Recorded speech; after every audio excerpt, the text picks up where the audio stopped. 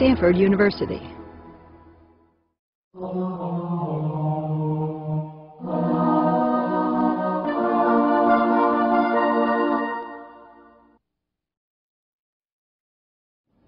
So I'd like to bring you back about now almost 20 years to a Bay Area classic, one of my favorite films from the early 1990s, before Austin Powers, when Mike Myers was a slightly less famous but equally bad Scottish actor. And he was playing both a father and a son in a movie called So I Married an Axe Murderer. Can I see a show of hands of people who've seen that film? Okay, not too many people have seen that film. It's a great rental. I would urge you to rent it. But the father is named Stuart.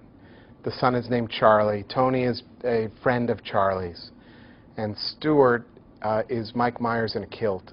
And he's really kind of dressed ridiculously, and he says to his son and his son's friend, well, and forgive my very poor Scottish accent, I'm a tiny fraction of me is from the British Isles, very tiny fraction. But he says, well, it's a well-known fact, Sonny Jim. There's a secret society of the 5 wealthiest people in the world, who are known as the Pentaveret, who run everything in the world, including the newspapers, and meet triannually at a secret country mansion in Colorado known as the Meadows. And Tony, his friend, says, so who's in the Pentaveret? And Stuart says, the Queen, the Vatican, the Gettys, the Rothschilds, and Colonel Sanders before he went belly up. And then he says my favorite line of the movie. He says, ooh, I hated the Colonel with his wee bitty eyes and that smug look on his face. Ooh, you're going to buy my chicken. Ooh. Dad and the son, who's also, you know, he's an Americanized American of Scottish descent, says, Dad, how can you hate the Colonel? And he says, because he puts in an addictive chemical in the chicken that makes you crave it fortnightly. And so what do you think is the addictive chemical in the Colonel's recipe? So I went online, where we can now find a lot of things that we thought were secret and are not secret anymore. So what is the Colonel's recipe? And I found this T-shirt, which I placed on my then 12-year-old son, who's now several inches taller than I.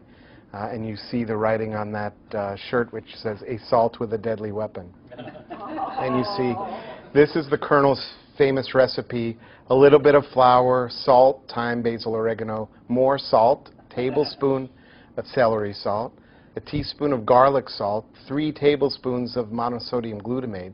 This is basically the Colonel's secret recipe that makes us crave it fortnightly. So just a little bit about the conspiracy theory, and to talk with you a little bit about what is the regulatory status of salt in the United States. Now, most of you probably know that intentional ingredients in food, just like pharmaceuticals, are subject to FDA pre-market approval unless they fall into this very protected category, which is known as GRAS, or generally regarded as safe, or were approved prior to 1958. Now, I know none of you were born before 1958. But for those of you who might know some people who were born before 1958, salt was listed as part of the U.S. Code of Federal Regulations as the archetype substance that was considered generally regarded as safe. And it says in the U.S. Register, it is impractical to list all substances that are generally regarded as safe, or GRAS, for their intended use. However, by way of illustration, the commissioner, meaning the FDA commissioner at that time, regards such common food ingredients as salt, pepper, vinegar, baking powder, and monosodium glutamate as safe for their intended use. So think about that, generally regarded as safe. And think about the Colonel and those wee beady eyes. And then think back to 1970. I know most of you were in grade school with me at the time.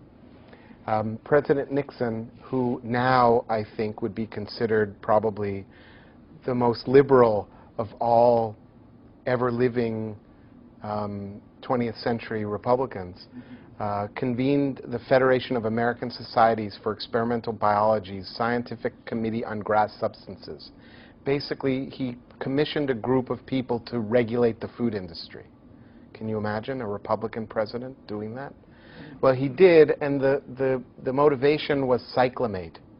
Some of you probably remember, many of you probably remember the soft drink Tab, which was the first popular diet cola, and it used to have an artificial sweetener in it known as cyclamate, and there were considerable concerns about its safety, and so the president actually commissioned this group to get together to discuss grass substances.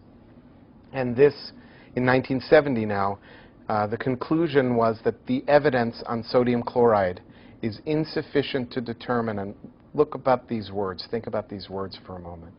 They sound like lawyers wrote them, not doctors. To determine that the I'm sorry, I'm sure there is an attorney or two in the crowd. I'm very fond of attorneys too.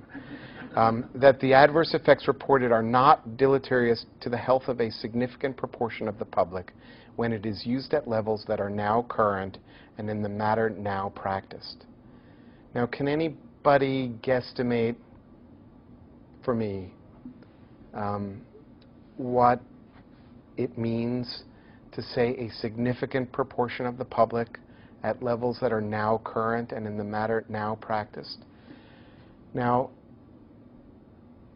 how many of you have had Kentucky Fried Chicken or Popeye's chicken or Safeway chicken or virtually anything processed in a store or a restaurant in the past couple of years? I imagine most of you, including any of them. Injected with salt, virtually everything. It turns out that in addition to the 10 or so pounds that our entire population has gained since 1970, and the increase in salt content that comes with increased caloric intake, the dietary sodium intake of the current United States population is considerably higher than it was in 1970 as current, at levels that were current in 1970 and in matters now, that is 1970s practiced. There's a tremendous amount of salt that's been injected, placed into processed foods since then, and one could make strong arguments against this statement based on the evidence even that was available then. Now, there was growing concern among the research community during the early 1980s. So what did the 1980s, when there was a real Republican president who was really anti-regulatory? You all remember that. I mean, we were all around in 1980. Even you were here then. They would not classify salt as a food additive, but they favored individual choice. That sounds like Reagan, right? Choice. Or maybe not. Labeling rather than regulation, and noted difficulty in setting and enforcing limitations. So, of course, if it's, I mean, I wish I could say that about my kids, because it's difficult to enforce limitations, I just won't make them. And deferred a decision on GRAS status. And it turned out that, so 1970s, there was this ruling that there was insufficient evidence to take away the GRAS status. In 1982, the FDA addressed the issue because of growing concern. And then it took 25 more years for the FDA to even open their eyes to think about salt. And they still haven't withdrawn GRAS status, but a few of us who are trying to make a difference are pushing them in that direction. So just to think about a few useful conversions when you're at the market. And I talk to my patients all the time, and they say, oh, I read labels. And the truth is, if you're reading labels, you're probably buying the wrong food if you're trying to reduce your salt. So don't go to anything in a box or a bag if you're interested in reducing your salt intake. Go to the fresh fruits, the fresh vegetables. Can anyone tell me what is the greatest source of dietary sodium intake in the United States? The one single food source that's the greatest source of salt? Chips, potato chips, French fries. Any other? Any other ideas? Soy sauce. Bread. Someone said bread. You're absolutely 100% correct. High five for the lovely lady in the burgundy purple shirt. That's right. Do you know what the second highest source of salt is in the diet? Soup. Sugar coat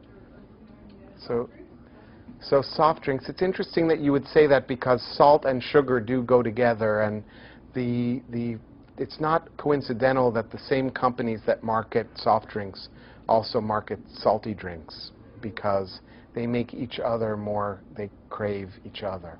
But no, that's actually not true. There isn't a huge amount of salt in cola drinks. It happens to be probably, if I'm not mistaken, the largest source of calories in the United States, but not of salt. So bread is number one. Does anyone know what's number two? I won't belabor this. Nora, you must know. I mean, you're so well educated. Who has or had young children? Breakfast cereals. Yeah, really. You don't think of them as salty, but the second greatest source of dietary salt. So when you're looking at labels, not too many people make their own breakfast cereals, but cream of wheat or oatmeal, it's a lot less expensive and a lot less salty. 1,500 milligrams of sodium, about 6.5 grams of salt, about 3.5 grams of sodium chloride. So this is 3.8 grams of sodium chloride or salt. 1,500 milligrams of sodium is actually what the Institute of Medicine recommends for dietary intake for adults over the age of 55, or anyone with high blood pressure, or anyone with diabetes, or anyone who's African American, or anyone with kidney disease. Which, if you bring all of those groups together, you've got about 2/3 of the US adult population. So salt sensitivity is not rare. Everyone knows stories. You know, everyone has an Uncle Joe who smoked like a chimney and lived to be 100. And everyone has a buddy who eats salt like there's no tomorrow, hot dogs and chips and everything else, and has no problem. But for the average population, we're talking about moving the average intake either to the left or the right, depending on our diets and secular trends that the food industry has. We're way above 3.8 grams. Does anybody know what the average intake of an American diet is? Nora, you must know. Yes. Pardon me? For salt. Can you guess? About 4,000 milligrams. 4,000 milligrams. So for sodium, 4,000 milligrams. So you're saying somewhere in the order of 9 to 10 grams? That's your guess? Yeah, that's about right. That's daily. It doesn't say anywhere they're daily. No, that's daily. This is daily. So that's about 9 to 10 grams of salt, where recommended intake is about 4 grams or less. And this is not dealing with anyone who really should be on a salt-restricted diet. I mean, this is for, you know, average intake for people who don't have heart failure or kidney disease. We already discussed this. What are the sources of dietary sodium? This has been repeated multiple times. Somewhere between 75% and 80% of dietary sodium comes from processed foods. It is not harmless. The magnitude of the problem with hypertension, everyone remembers the advertisements from the 1980s about the silent killer. Okay? That was a pretty effective advertisement at the time, but it's waned. And there are a lot of factors and processes that have distracted us from salt. And we'll talk a little bit more about that. But over half of strokes and about half of all heart and blood vessel events, coronary heart disease events, can be attributed to hypertension. So we're all thinking about cholesterol. We're all thinking about smoking. I'm not suggesting that smoking is healthy or it's healthy to have high cholesterol. But people have been distracted and not paying any attention to salt because they've gotten a lot of mixed messages over the past couple of decades.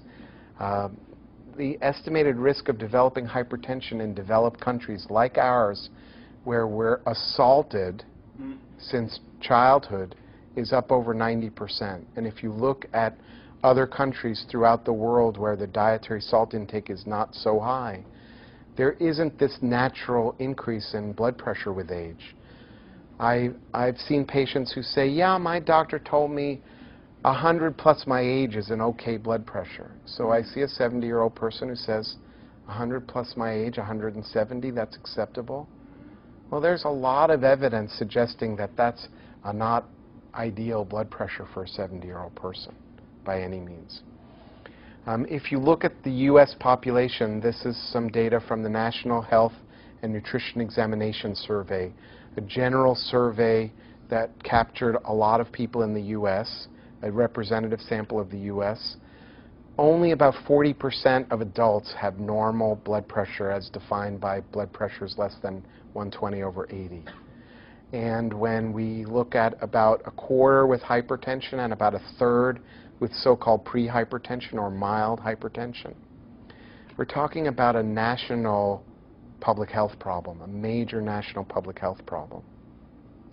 Now, there was a very important study. There are many, many studies. I won't go over all of them.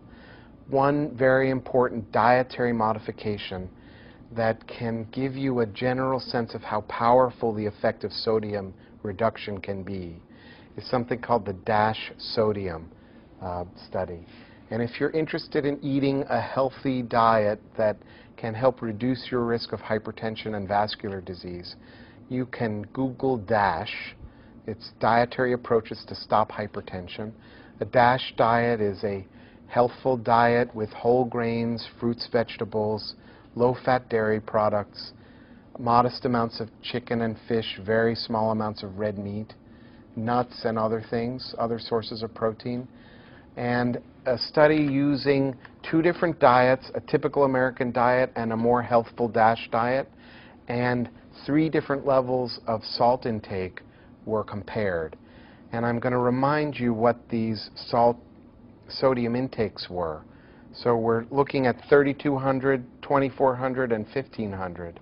And I showed you 1,500 is considered the target value.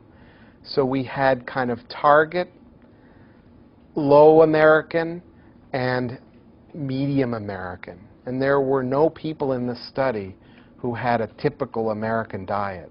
And these figures don't really show, they're hard to read from the back, but what they show you is if whether or not you're on a healthy diet or an American diet, if you reduce your salt intake, you can see on average about a 5 millimeter of mercury reduction in your blood pressure, your systolic blood pressure, which if we use a medication and we get 5 millimeters of mercury, we're like, way to go. That's pretty good.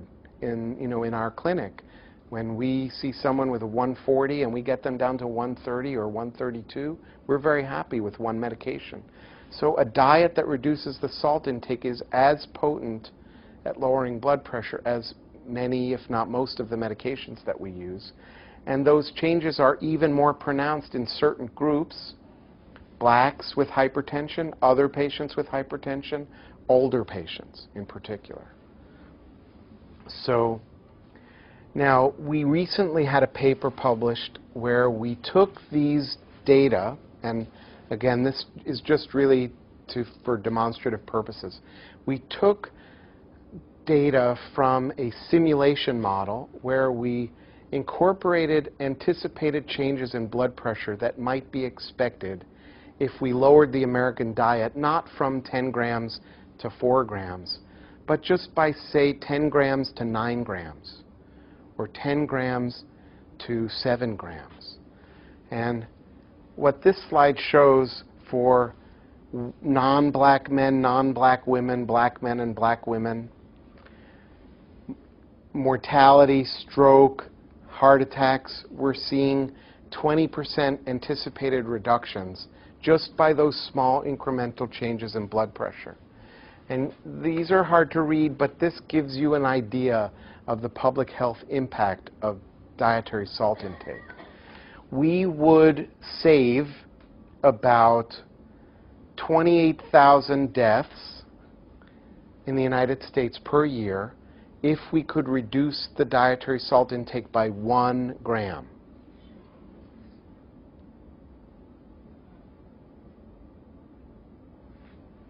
And so just to give you some context, this is on par with health reductions that would be seen by major losses in weight, much greater than statin therapy. Any of you take statins to lower cholesterol? Much greater reductions than are afforded to patients who use statins to try to prevent heart attacks, and about half as many lives saved as all medications used for hypertension combined. So we're talking about, and these are not massive reductions in dietary salt intake. What we're talking about for the individual person, we don't appreciate how important a 3 or 4 or 5 millimeter of mercury change in the blood pressure, getting the blood pressure from 145 to 140.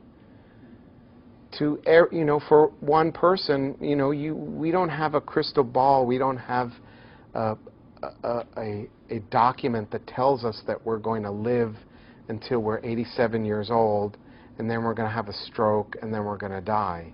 We don't have any of that information, so you never know for an individual patient where he or she would have been under different circumstances. But you can model the population effects of these interventions, and they're massive. And it's not because the effect is so huge, but it affects every single person in the United States. So if we could shift, just like if we could get the whole country to be a little bit more fit, and we just got us to lose a little bit of weight on average, the whole country would save thousands and thousands of lives. And the same could be said for salt. So I think if you think as a public health official or a potential public health official, smoking, weight loss, and dietary salt intake are the 3 most important preventable risks to our longevity. And we're seeing after many, many years of extensions in life expectancy, we're seeing that begin to tail off. Despite better medications, a lot more health knowledge, a lot more information, hopefully more access to health care if health reform is not repealed. A lot of good interventions, cholesterol-lowering drugs, blood pressure medicines, a whole bunch of things that are effective. We're seeing that extension in life expectancy waning. And that's, I think, because of these 3 ongoing threats to the public health.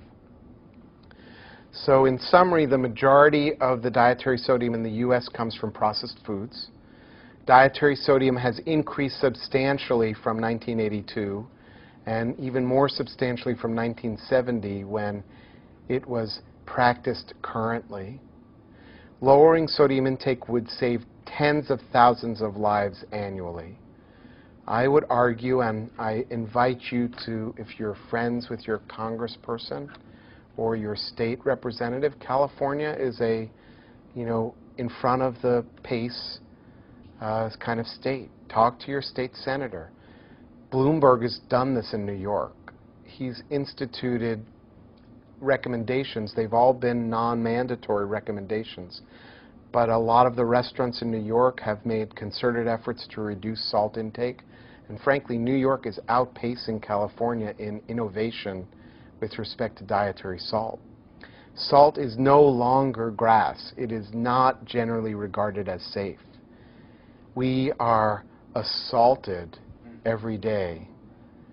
And that's why I ask you, is this a national conspiracy? Certainly, I think salt should be regulated as a food additive. And there's a section within the Federal Food, Drug, and Cosmetic Act where it should be regulated. And I just do not see the rationale for longer shelf life or better mouthfeel as satisfactory to assault us. And what's worse is we're in Palo Alto. This is a beautiful, affluent, well-educated community on average. There are plenty of people here who are very needy, but on average we're very educated, we're very affluent. Think about what it's like for a single mom trying to hold down a couple of jobs with young kids who just can't find a Whole Foods or can't find a grocery in her neighborhood and how difficult it is. I don't think that the idea that you can leave it up to people's choice. A lot of people don't have the resources or the availability of fresh, healthy foods to make those kind of choices. So the dietary sodium intake recommendations for you to take home from the IOM are 1,500 milligrams of sodium for virtually everyone in this room. There are a few people, I know Nora's 26, but you know, for most of us, I'm not 55, but for most of us 55 and over, and any of us with hypertension, 1,500 milligrams per day. So why has there been no action on this in 25 years or more? There are some other factors. Dietary potassium, calcium, fiber, and other factors in the diet have also been implicated as potential mediators of blood pressure control. There are a lot of confounding factors, people with kidney disease, diabetes, and other things that can render the associations that we find difficult to disentangle. But we have been assaulted by the fast and snack food industry. You should know that Frito-Lay, and I have nothing against Frito-Lay, well, I do, but Frito-Lay supported a calcium campaign to release the pressure on sodium. They funded researchers. There's a place in New York called the Salt Institute that has done research mostly on demonstrating that calcium is associated with blood pressure, that has done nothing but to confuse us and distract us from the true fact that salt is a hazard to our health. I'd encourage you, for the conspiracy theorists among you, go to Centers for Science in the Public Interest, CSPI.net.org, and look up the Salt Institute and look at the people who are, and there are some very distinguished academicians who have conducted so-called research funded, laundered, funded by the Salt Institute with funds from Frito-Lay and other snack food companies. I think also the FDA and public attention directed elsewhere, has been directed elsewhere, and I don't want to make, you know, jokes or make light of things like, you know, breast implants, but, you know, the FDA spent decades trying to demonstrate that breast implants were harmful, when in fact they were not. And I mean, I don't have breast implants, but you know, there were a lot of things distracting the FDA. And if there's one thing that affects the public health, smoking, obesity, and salt, this is what our federal agencies should be concentrating on, not breast implants.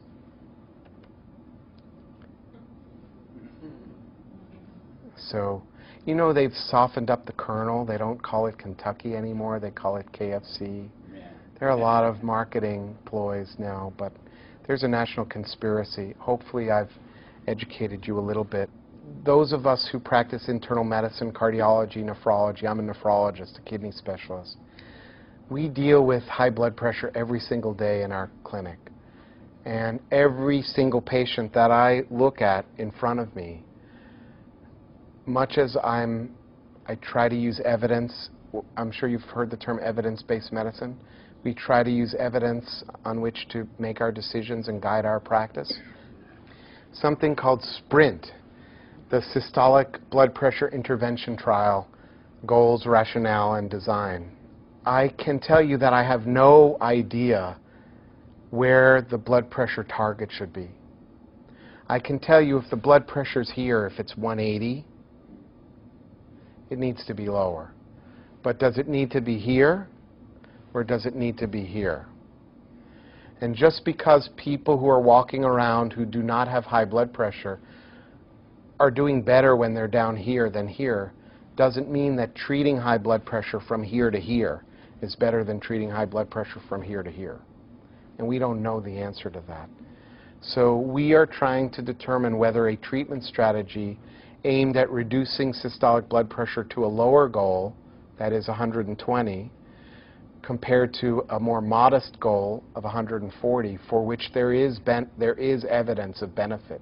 You go from 180 to 140, there is definitely evidence of benefit. We're trying to determine if this will reduce the occurrence of cardiovascular events.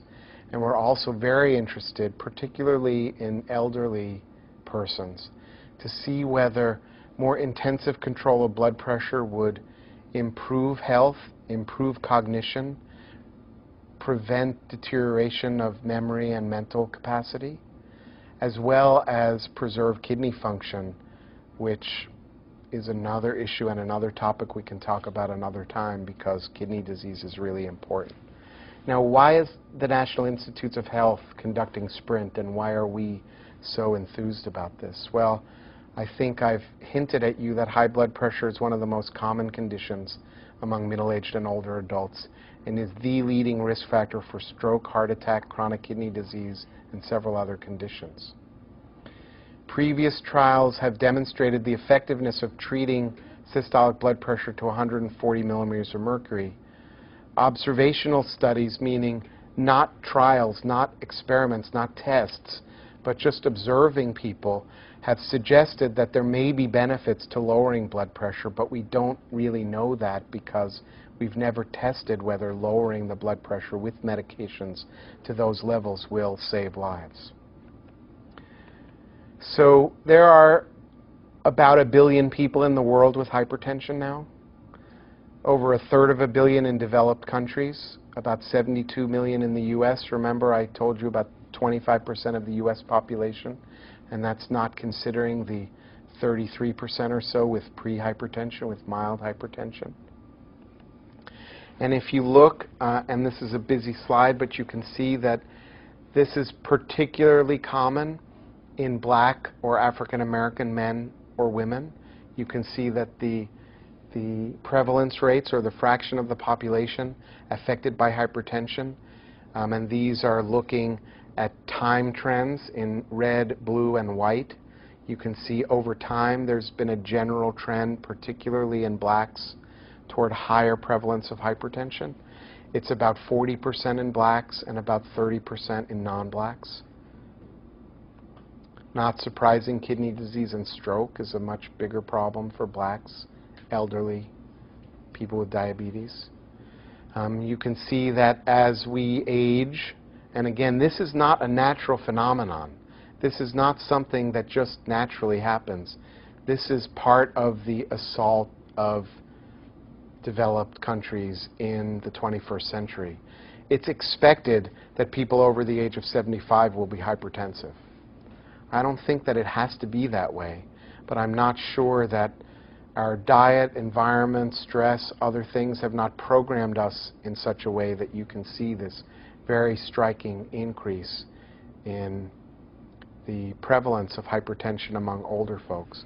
It actually turns out that lowering blood pressure in younger folks is even more important. It saves even more lives than lowering blood pressure in older folks, even though the risks are much lower in younger folks because they have so much more cumulative lifetime ahead of them.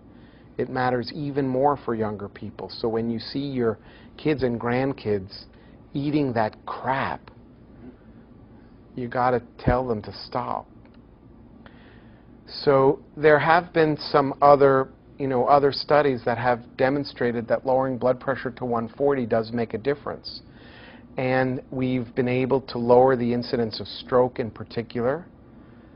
Does anybody know what blood pressure President Roosevelt was running as he was negotiating with Churchill in the 1940s, like for the future of the world? His blood pressure was about 260 over 170.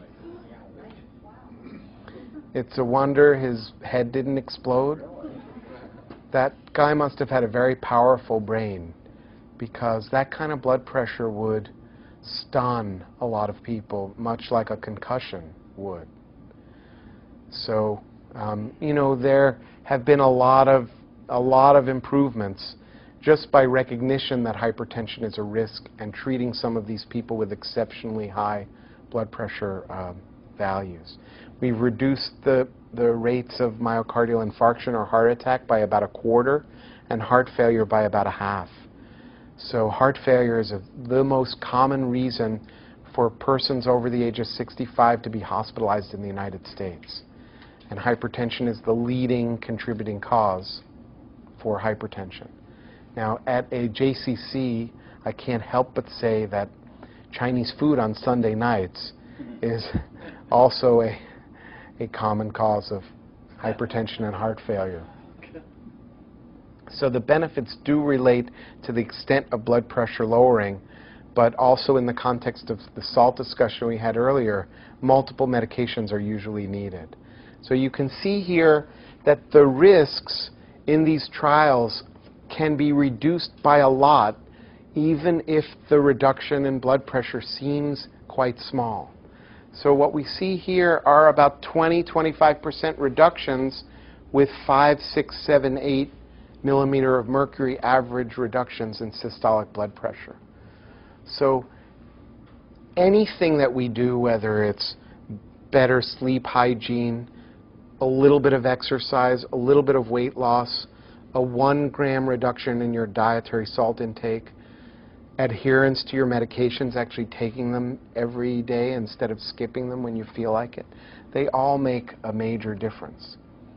This slide just points out that it's very hard to control hypertension. One medication is usually not enough.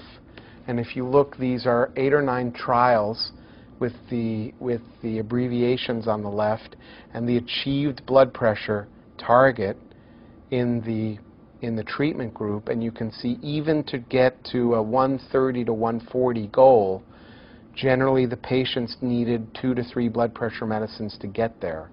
So I wouldn't be too discouraged. The medications need to be taken in conjunction with other lifestyle modifications, but one is usually not enough to get you where you need to be. Now, there have been studies, as I said, observational studies that show that the risks, and lower is better here, this is mortality from ischemic heart disease or heart attacks or heart failure. And you can see that no matter the age by decade, that the mortality rates tend to be much higher in the general population with blood pressures of 180 compared to 120. So these are the data from which we make the assumption that 120 should be our target blood pressure. The truth is these are people who are living in the population and not necessarily people who are on treatment for hypertension. Now, who knows anything about the Women's Health Initiative? And who knows anything about estrogen replacement therapy? Were any of you participants in the Women's Health Initiative? There's a Stanford site. Congratulations. Thank you for participating. Wonderful. Good for you. Good for you. Have you enjoyed being a research subject? Yes, I do. Every chance I get. I'm serious. Excellent. No, there's so much to learn, and there's nothing that one can do that's more generous than sharing one's own health and information to the betterment of others. We'll talk more about that. But the Women's Health Initiative, part of the Women's Health Initiative discovered something very important. Have any of you heard of something called the Nurses' Health Study or the Physicians' Health Study? These were epidemiological studies that were conducted out of Boston with my old buddies at Harvard whom I used to work with. And they showed in the 1990s, early 1990s, that women who took estrogen replacement therapy lived longer, had fewer heart attacks, fewer strokes. And what happened to any of you who happened to be going to physicians around that time, any of you in your, say, 60s now? What were your doctors recommending estrogen replacement therapy during menopause? They sure were. All around the country. Was it on the cover of Time magazine? Yeah, it sure was. And the entire country, the entire generation of women, postmenopausal women, were given estrogen replacement therapy because the observational studies showed that women who took estrogens had lower rates of heart disease. They lowered their cholesterol. It all made a lot of sense. Well, the Women's Health Initiative, Stanford was one of the leading sites, No, I'm getting at the Stanford-Harvard battle.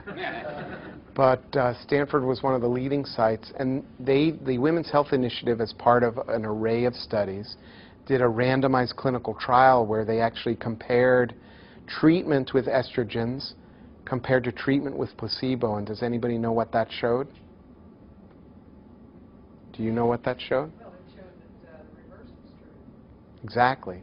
There were a higher risk of some cardiovascular diseases, stroke, a higher risk of cancer that was not discovered in the epidemiological studies, and we call that confounding by indication, meaning that there are other factors that are confusing the connection between the exposure, in this case estrogens, and the outcome, in this case cardiovascular disease. So women who were health conscious, who exercised, who took good care of themselves, they were the ones taking estrogens.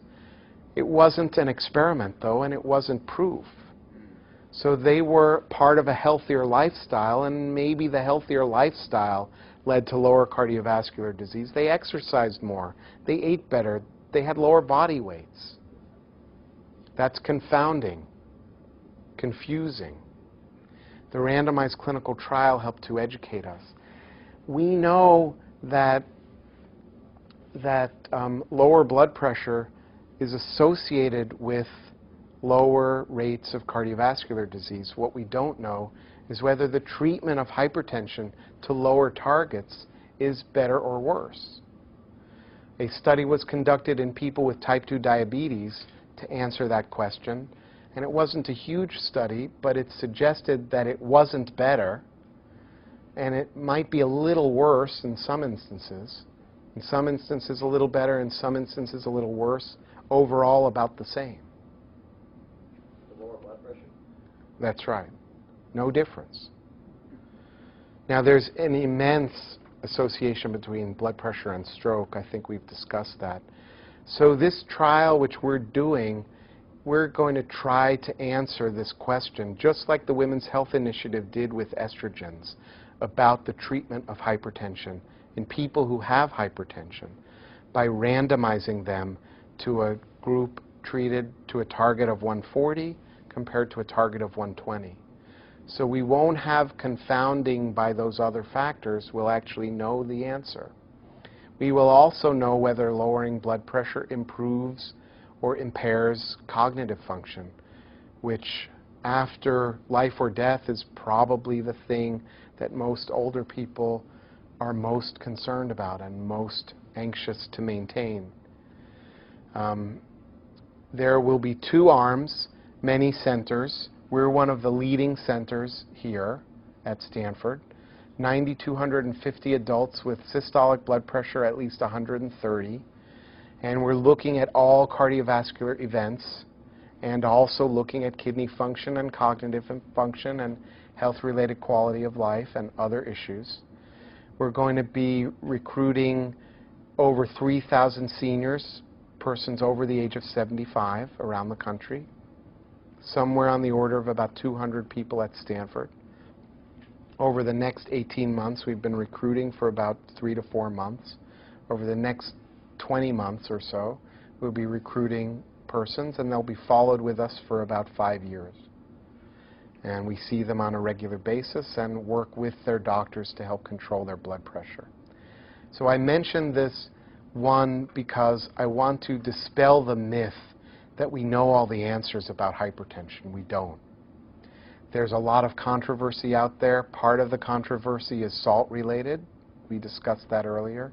Part of the controversy is that we really don't know where our target blood pressure should be.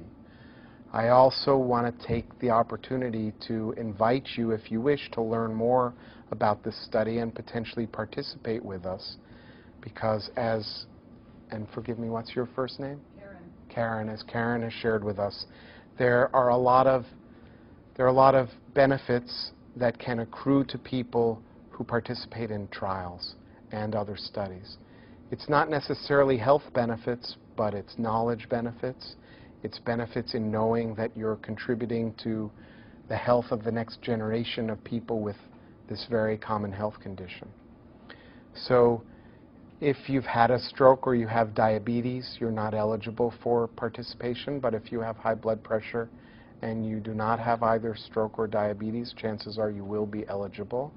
And if you're over the age of 75, we'll be supercharged, super excited to bring you in because we're particularly thrilled to bring in seniors. And we've got a 3,250 patient goal. Yes, ma'am. Are placebos used in this? Not at all. No. So it's interesting in that it's not a kind of typical experiment. Nothing really is experimental. It's just more comparing strategies. A strategy of a 140 target versus a strategy of a 120 target. The medications that we use are all the common medications that are used for hypertension. But we might use them a little bit differently.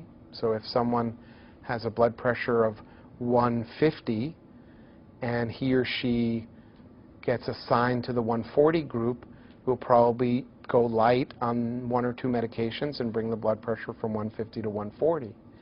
On the other hand, if someone's assigned to the 120 group, we'll probably need a little bit higher doses of medications and maybe 2 or 3 medicines instead of 1 or 2. How long? Pardon me? How long are you on the regimen? For the entire study period, and thereafter if you wish. That's just to determine the dosage of medicine, No. the types of medicine? No, it's to determine whether you feel better and live longer, depending on which of the 2 strategies you're assigned. And we don't know the answer. Systolic number that you reduce it to. Right. So, Are people feeling better at 150 versus 140? you know, sometimes people feel no different at any blood pressure. That's why people often call it the silent killer. So it's whether or not they live longer than they... Or have fewer heart attacks, strokes, and other things. Hopefully everybody's going to live a long time. But just to summarize about SPRINT and high blood pressure in general, high blood pressure is a leading cause of death and disability in the United States, no doubt about it. Current treatment approaches are effective but challenging and leave residual risk. More intensive control might prevent strokes, cardiovascular disease, dementia, and progression of chronic kidney disease, but we don't know. And it could also promote more symptoms. It could make people feel more listless. It could make people feel less well. We just don't know. And so I actually have a whole bunch of flyers if you want to learn more. There's contact information for our study coordinator. It's a pretty intensive project. We have people coming to visit every 3 months. Every month for the first couple of months while we get you on track. Every 3 months for 5 years. It's not too far from here over on Arastradero Road. Beautiful building called the Center for Patient and Population Research. But if any of you have friends or family members or colleagues who have hypertension and are interested in doing something wonderful for your community, participating in a study like this is very important. I would make a couple of other quick points before I'll open up for questions. You should know that this study is one, again, where we're not using any experimental treatments. It's sponsored by the National Institutes of Health. There's an independent data safety and monitoring board of distinguished scientists who are going to be looking at the data every couple of months to make sure that one group isn't doing much better or worse than the other, in which case the study gets stopped. Anyone who participates, if, for instance, Karen wanted to participate, she could participate, and if she didn't feel well, she could withdraw any time, or if she were in the 120 group, but she didn't feel well when her blood pressure went that low. You know, the idea is to have a target, but it's not to torture you. So if you are assigned to the 120 group and you feel lousy at 120, we do everything we can do to get you feeling better, and if the lowest you can get to is 126, that's where you end up. You know, safety and well-being trumps the targets of the study, but part of the whole idea is to separate the groups so we can answer the question, just like we've answered the estrogen question with the Women's Health Initiative. Yes, Nora? If you're on a blood pressure medication and your blood pressure is being maintained at 120 or below, would you have to change that medication to participate, or would they allow you to stay on that medication? Well, you know, we have a menu of medications that are either exactly the same or very similar to the medications that you're on, and we provide those medications free of charge for the duration of the study. So, for instance, if someone has hypertension and their blood pressures are now 130 over 80 on, let's say, ramipril, Altase, and chlorthalidone, hygrotin. Those are two commonly used blood pressure medicines. That person would be eligible for participation in the study, and then depending on which group he or she were assigned, we would either keep those medications or make minor adjustments to them, and then have someone either on 140 or 120. So the only requirement is that you have to have high blood pressure. Don't want to be in a study if you don't have hypertension if you don't have hypertension. And if you have diabetes or a stroke, then those people are excluded. Yes, Karen? Wouldn't you have to go off your medication to find out how high your blood pressure is? No. No, if you have hypertension and you need blood pressure medicines to be below 140, then you would qualify. So the question is, why does Karen's doctor tell her, even though she feels perfectly well, and she shared with us some of her personal health information, which we're not, allowed to share unless someone shares it herself. So she shared with us that she has high blood pressure and high cholesterol. Those are very common conditions, but feels very well, and I'm delighted about that. So I don't want to be critical of your physician. Your physician is kind of giving you the party line. And the party line is that you look at the observational data and you see that 120 is better than 140. But the truth is, if you're hypertensive, if you have hypertension and you're over 140, we don't know whether lowering it to 120 or even below 120 is a benefit or detriment. So I think she's drinking the Kool-Aid. So what are the potential downsides of lowering the blood pressure? And there are, having low blood pressure that's natural without prompting by medication is very different than pushing the blood pressure down with medication. So medications can have side effects. They can have important side effects. Many of the blood pressure medicines nowadays are much better tolerated than the medications of the 70s and 80s. But many of them do have side effects. Cognitive impairment is an important side effect. Fuzziness that people complain about when they're on some blood pressure medicines. Several of the blood pressure medicines can cause sexual dysfunction, and not just erectile dysfunction in men, but sexual dysfunction in women. And that's another thing that we're assessing very carefully, but we're assessing in the study, because if pushing the blood pressure to 120 because someone says that it's better, and that causes you to feel foggy and goofy during the day and be unable to enjoy sexual relations, then is it worth it? I mean, we don't know. How many events? So I would think that for many of us, if there were a substantial improvement in our longevity, we might put up with a little bit of fuzziness or maybe a little bit of sexual dysfunction, but other people would make different choices. The truth is, we don't know the answer, and so your doctor is telling you what kind of a lot of doctors say, and I'm not suggesting that I have all the answers. But nephrologists, those of us who care for people with kidney disease and hypertension, this is kind of in our wheelhouse. This is what we do every day. And I can tell you, we've very carefully reviewed the literature. And every institution that's participated in the study, we had to submit this study protocol to Stanford, and they had to review it for safety and appropriateness. And there are doctors, attorneys, lay people on those committees that make judgments as to whether these studies are ethical. And I can tell you the evidence to lower the blood pressure below 120 is just not there. There might be 3 or 4 patients that your doctor cared for whose blood pressure was lowered and they did very well, but there's really no evidence that lowering blood pressure to that level is of benefit. And that's why we're doing this study, to try to determine whether there is or not. So the question is about diastolic blood pressure, and why haven't I focused on it?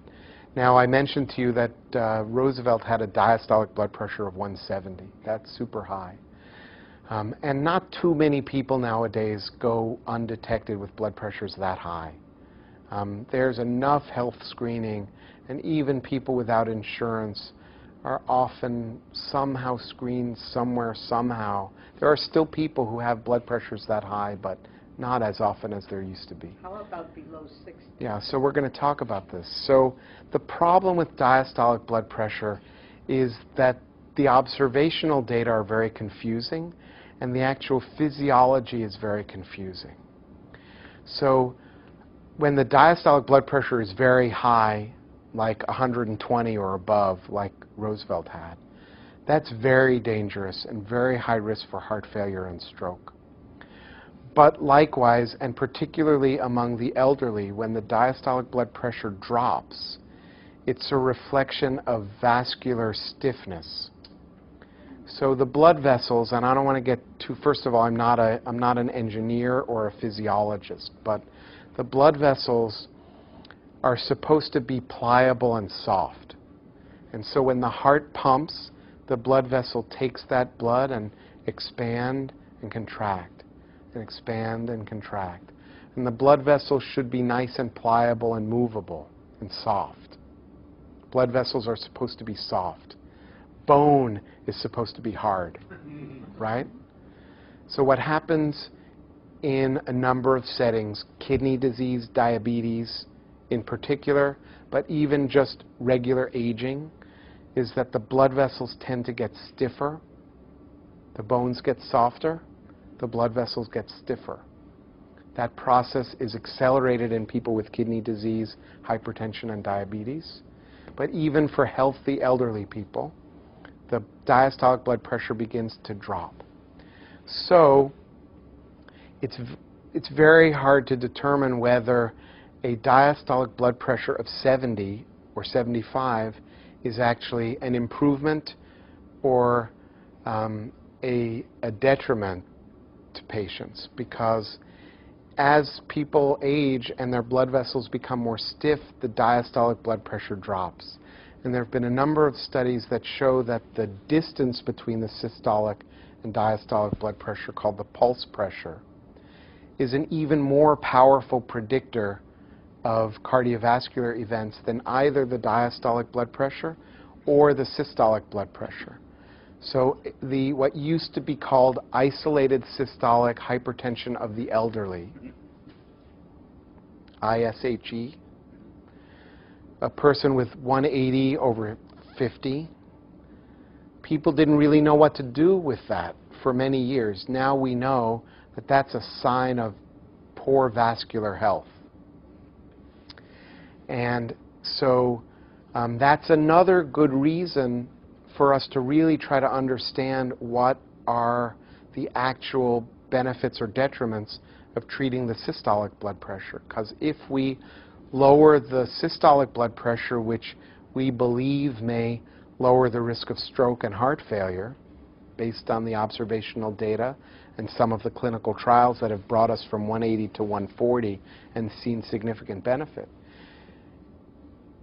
If lowering the systolic blood pressure also lowers the diastolic blood pressure, do you know when the arteries supplying the heart are filled with blood? Well, I'm giving you a leading question, but the arteries that supply the heart with blood fill up during diastole. They fill up, so the heart pumps, sends blood out through the aorta to the rest of the body, and then as it relaxes, it flows blood back to the heart itself. The aorta sends blood back through those coronary arteries, those 3 main coronary arteries, back to the heart.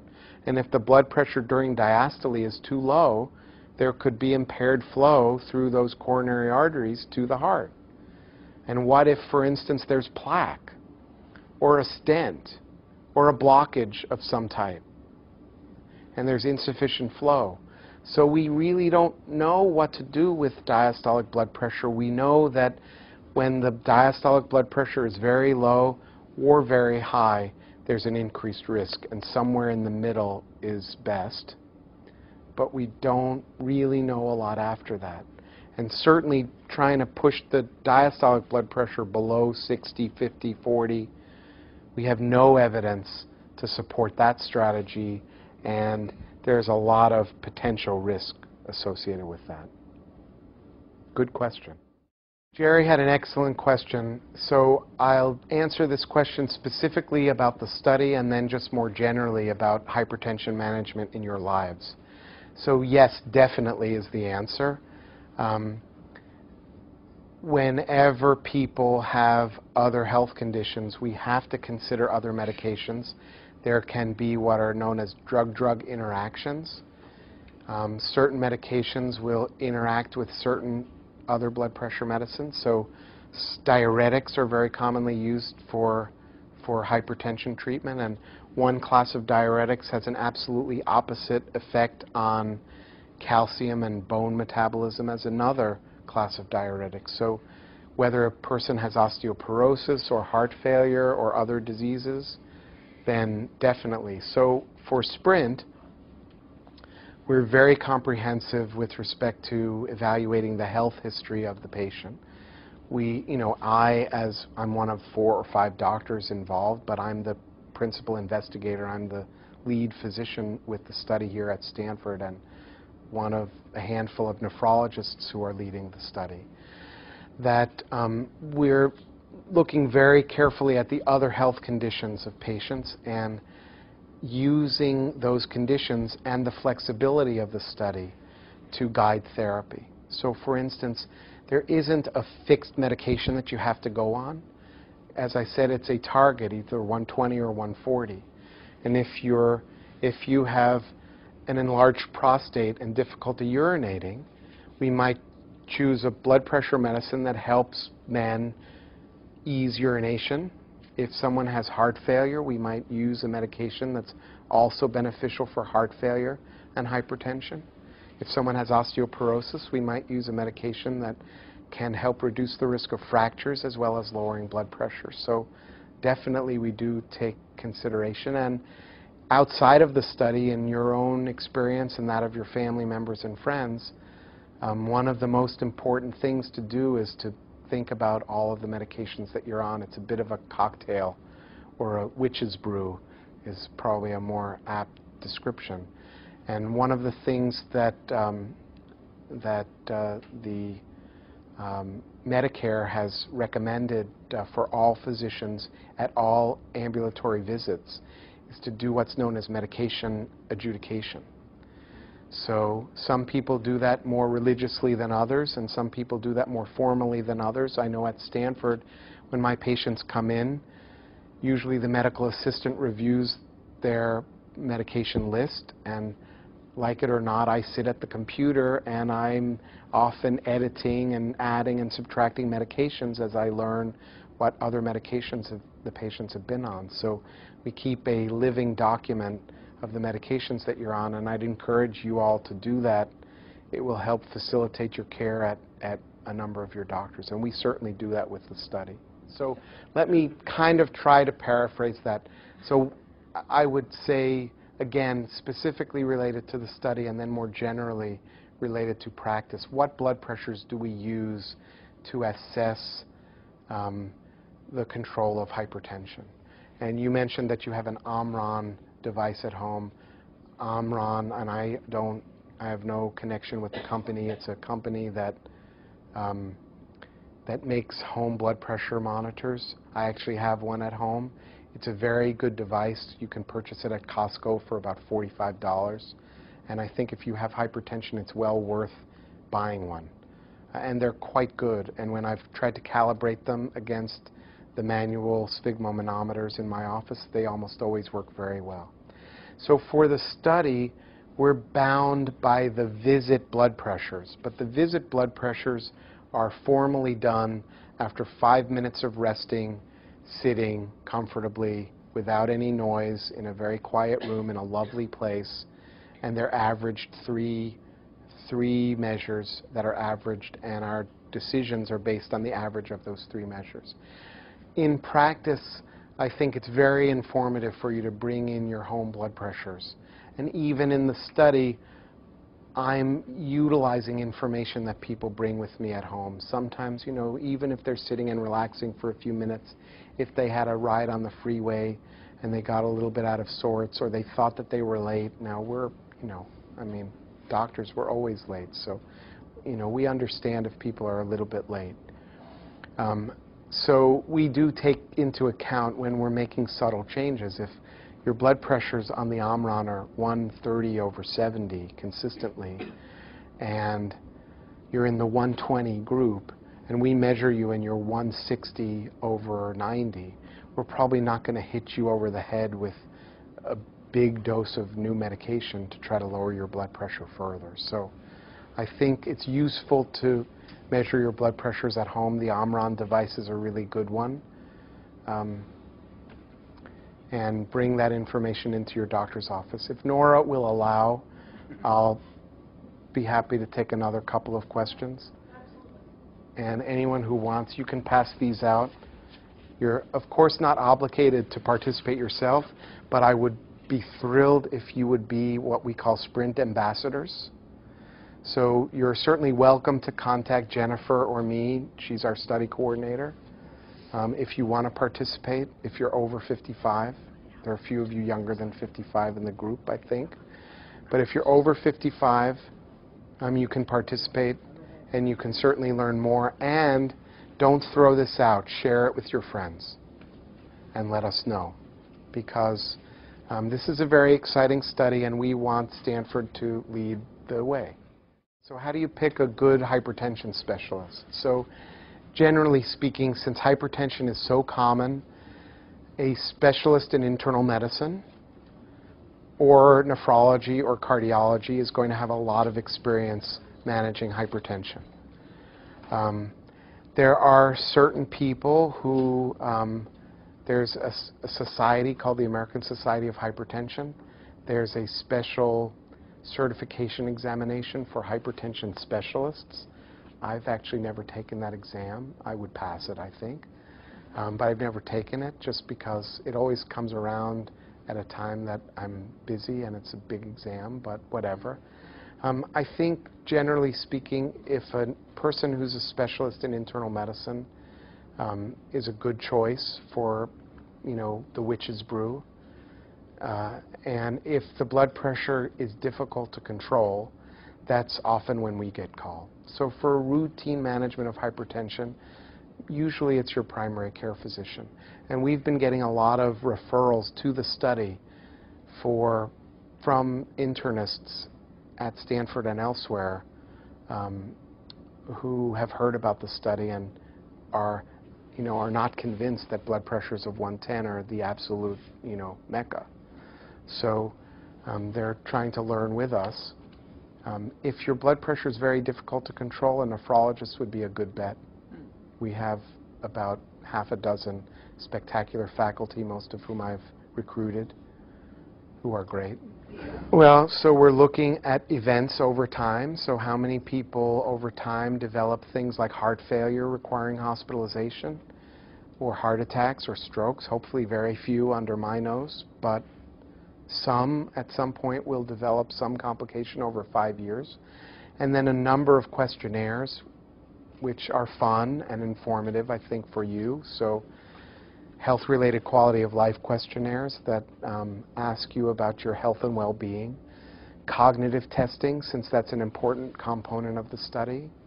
So a number of tests of memory, what's called executive function, complex tasks, drawing things, remembering things, words, and so forth.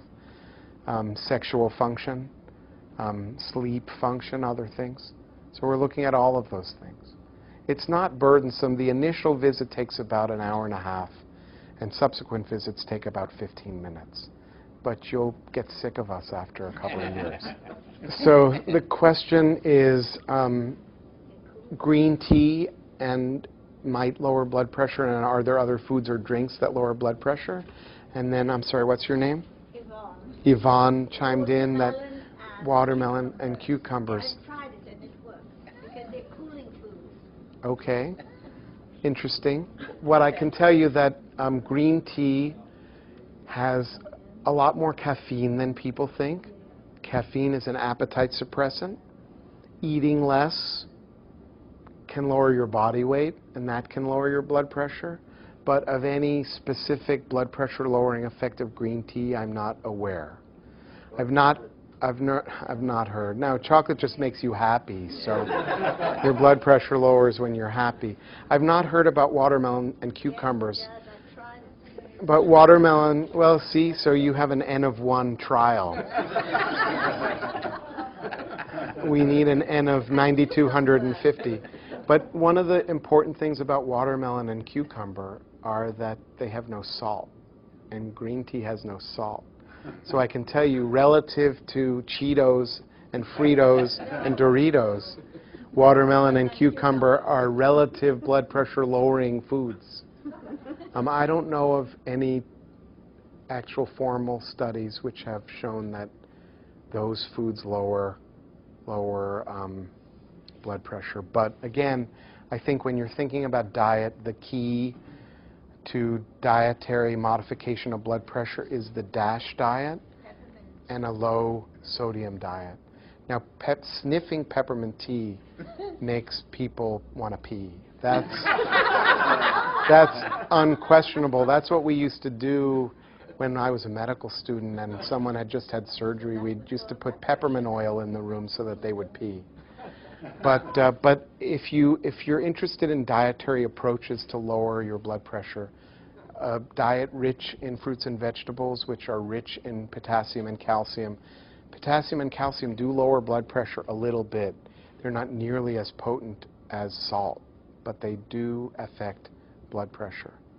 So learn more about the DASH diet. And anyone in our trial, by the way, we encourage people to undertake any and all lifestyle modifications, including weight loss and exercise and meditation and acupuncture and dietary modification and watermelon and cucumbers that they want to do as an adjunct or even as primary therapy to control blood pressure. The question was, well, what do you think about salt substitutes like potassium chloride? And it tastes a little weird, but it does taste a little salty. My comments would be, if you're going to use them, make sure you tell your doctor. They can interact, this gets back to Jerry's question, they can interact with some of your medications. If you're on medications like the ACE inhibitors or ARBs, the prils or the sartans, ramipril, lisinopril, captopril, enalapril, ramipril, all of those. If you're on any of those medications, or if you take other medications, say for arthritis, and you take salt substitutes, they can be dangerous. The other point I would make about it is to remember that there are salt receptors on your tongue. They're called ENaC, or extracellular sodium receptors, epithelial sodium channel receptors. And they're very labile. You can up and down regulate them. So if you decide to go on a lower salt diet, the first few days, maybe a week or so, you'll notice it. And what will happen after 3 or 4 weeks is you will begin tasting a bouquet of new flavors that you never knew existed because they were all drowned out by the salt in the food. We're, again, spoiled because we live in Palo Alto. Most of us have access to beautiful things and beautiful food and fresh things. I encourage any of you, when you're traveling, to think very carefully. If you go down to the southeast and you go to a restaurant, even just as an experiment, try something small. Go into a restaurant in Atlanta and try some food. You will have no idea how salty the food is, and the people who live there don't notice because they're ENaC receptors, their epithelial sodium channel receptors, have been upregulated in the tongue. They can be downregulated very quickly.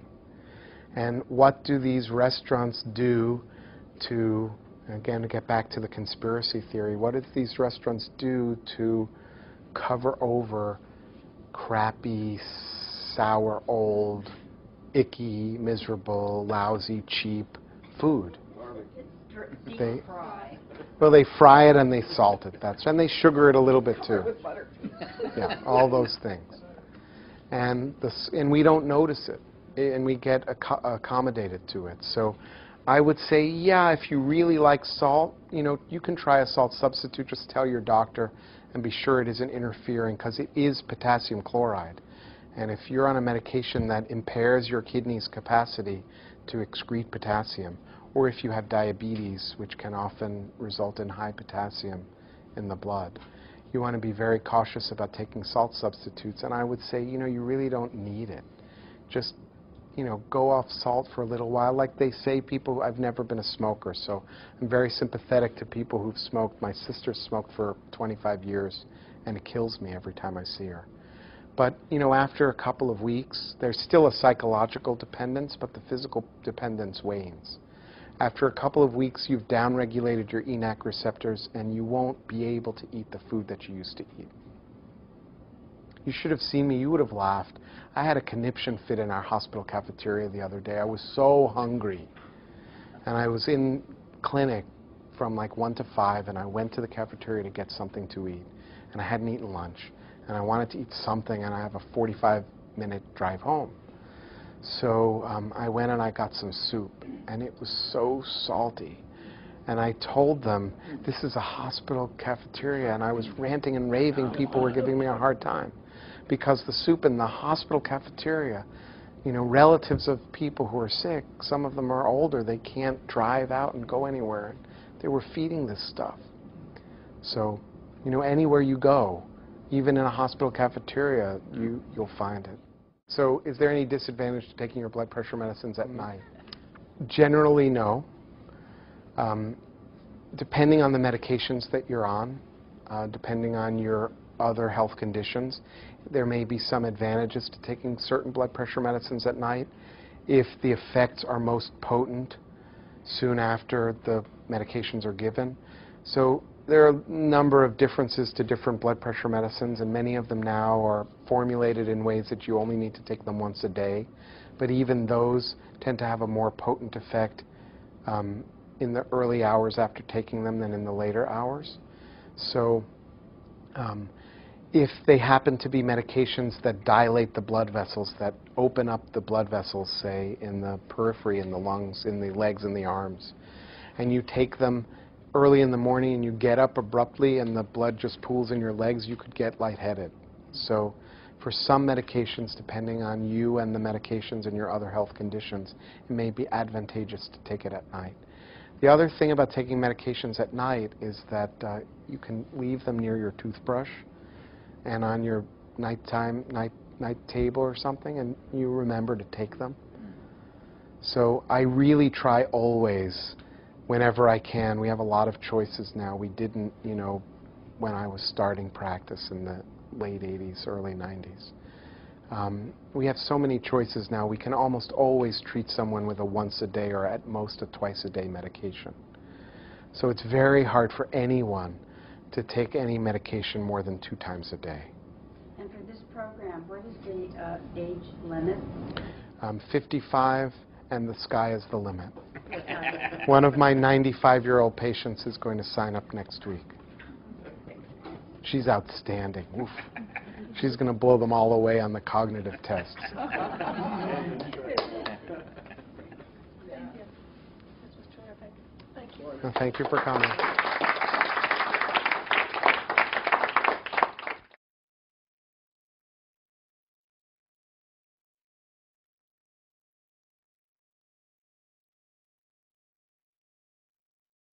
For more, please visit us at stanford.edu.